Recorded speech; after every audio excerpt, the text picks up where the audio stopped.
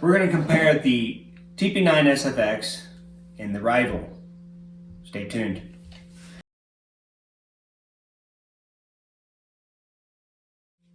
We'll start off with the TP9 SFX. Let's just talk about what kind of accessories you get, because they're common. 2 magazine, speed loader, holster, magazine release, extensions, base plates for your sights. Trigger is single action, so this is single action striker fire. Functionality of this one, because I've had it for a couple of years and I've shot probably 5,000 rounds or more in it. This thing is great. It's a wonderful firearm, so if you're looking for a firearm that's not going to break the bank, this one would probably be it.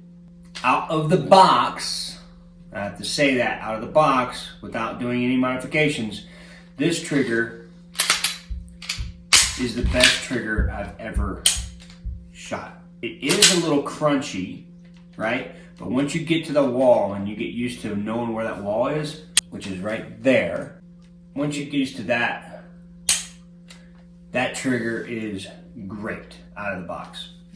Right out of the box, this firearm is superb. The raised slide lock, slide release poses a problem because I like to get really high, and that's for me. I like to get really high, so that poses a problem for me on the last round because sometimes it doesn't lock to the rear. I've never shot with the rear sight. I put right-on optics on my firearms, and you can use the link below to get yours and also have a discount. Now, for the rival. The slide has serrations in it, some really aggressive serrations in it, which I really like, versus the TP9 SFX. It is a thicker slide than the TP9 SFX, so it's still a little heavier. It feels different, okay? Now, I've been shooting the TP9 SFX, so you can kind of hear the slide jingling around there, but I've never had an issue out of that. And then you can kind of hear this one, even though this one's brand new. I got this as a gift for service retirement. The front sights are the same on both. This barrel is maybe a 1/4 inch shorter than the TP9 SFX. And the rear sight, now that is very different, whereas you have an elevation screw up front and you have a windage screw on the right to move the sight up, down, left, and right, which is great. You also, on this one, on the TP9 SFX, all you have is a set screw, okay? And you can see it there.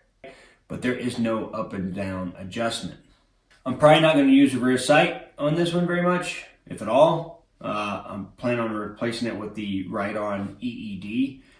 Until then, I'm going to put another right-on optic on here.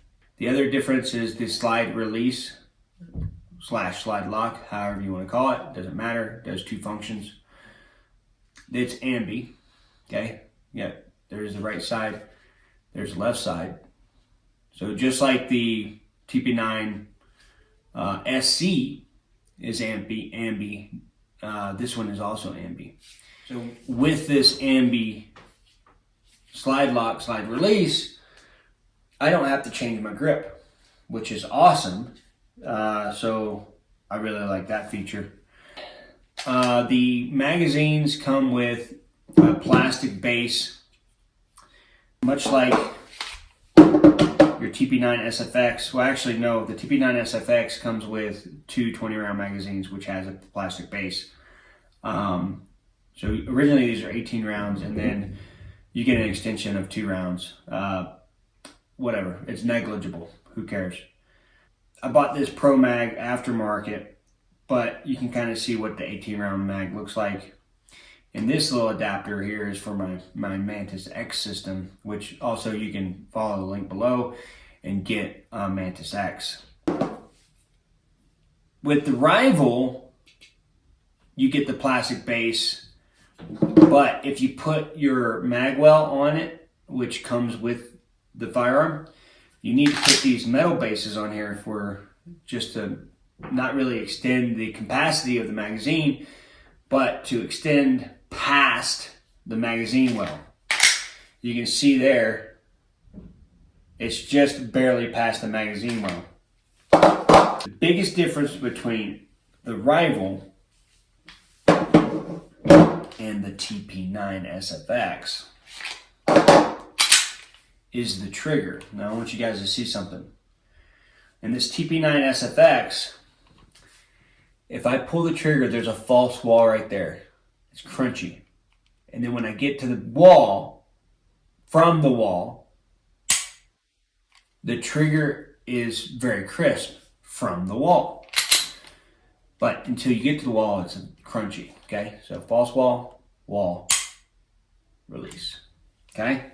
This one, this is what you're buying really, is your trigger. Because essentially, they're the same firearm, okay? There's the wall right there. There's no crunchiness at all. It's just, there's the wall, release. There's the reset, wall, release. Wall, release, reset. If I was to do this all over again, knowing what I know now, I would bypass the TP9 SFX. Even though it's a great gun, I'm not trying to knock it, but now that I've shot and played with this one just a little bit, I like the weight and feel, I like the trigger, I like everything that this comes with that doesn't. That's it. I hope you guys enjoyed the comparison between the two firearms.